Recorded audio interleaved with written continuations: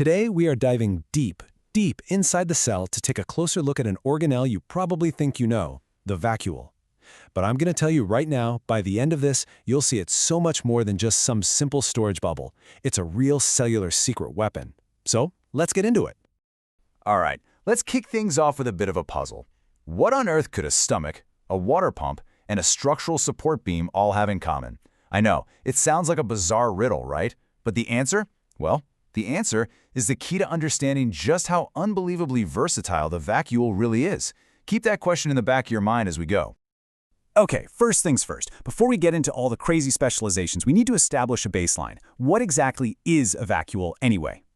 Now, if you crack open a biology textbook, it'll tell you it's a large vesicle that kind of buds off from the cell's internal membrane system.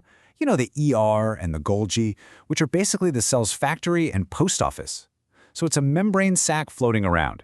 But honestly, that definition just doesn't do it justice at all.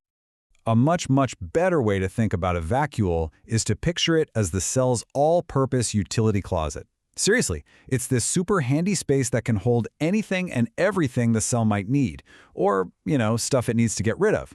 It's a storage space, it's a recycling center, and as we're about to find out, it's a whole lot more. So let's meet our first specialist. In a lot of cells, especially animal cells, the vacuole takes on a very specific, and I mean vital, role: digestion. Think about it. Here's a huge problem for a little single-celled organism, or even one of your own immune cells. It finds a tasty piece of food or a bacterium it needs to destroy. How does it eat it and break it down without its own digestive enzymes just dissolving itself from the inside out?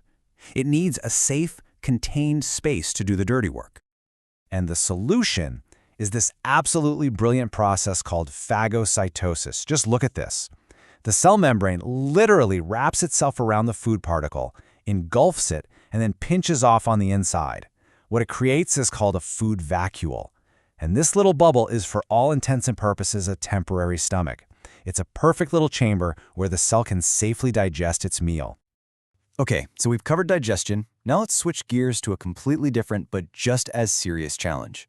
We're going to look at single-celled protists, like an amoeba living in a freshwater pond. For them, the vacuole has evolved into something else entirely. So, if you're a tiny cell living in fresh water, you have a constant problem.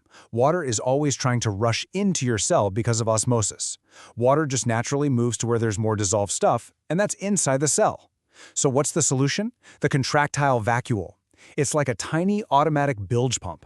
It collects all that excess water and then actively squeezes it, pumping it right back out. It's incredible.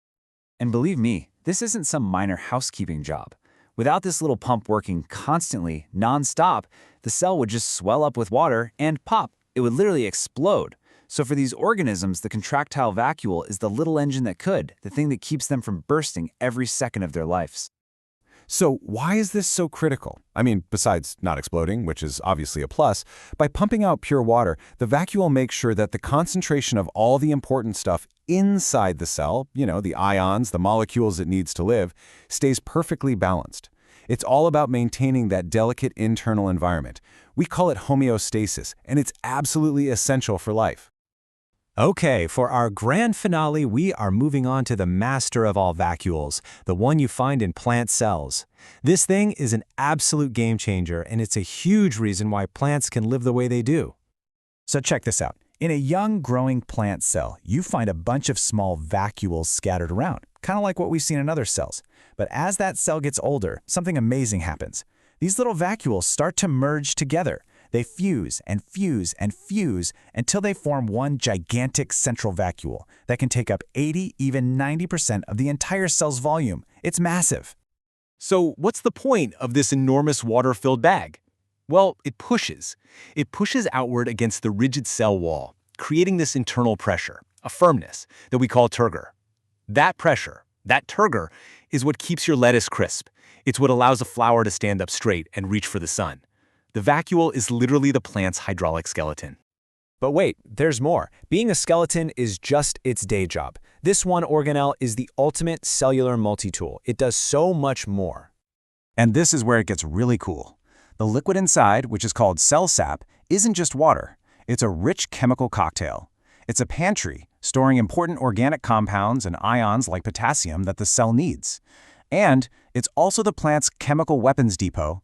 It stores poisonous or just plain nasty-tasting compounds to make any herbivore think twice about taking a bite.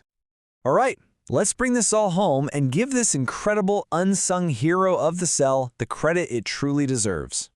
This really sums it all up beautifully, doesn't it? In an animal cell, it's a stomach. For a protist, it's a water pump. And in a plant, it's both a skeleton and a pantry. I mean, how wild is that? 3 completely different, essential jobs, all performed by the same fundamental organelle, just adapted for the task at hand. The big takeaway here is just how incredibly adaptable this thing is. The vacuole shows us evolution at its finest. It's this dynamic, specialized tool that has allowed completely different kinds of life to solve some of their biggest, most fundamental problems. It really is a master of adaptation. So I'm going to leave you with this thought. The next time you see a towering tree standing strong against the wind, or you bite into a piece of crisp, fresh lettuce, maybe just take a second to think about the billions upon billions of microscopic, water-filled skeletons, all those central vacuoles, working together to make that possible. Makes you wonder, what tiny, powerful engine will you think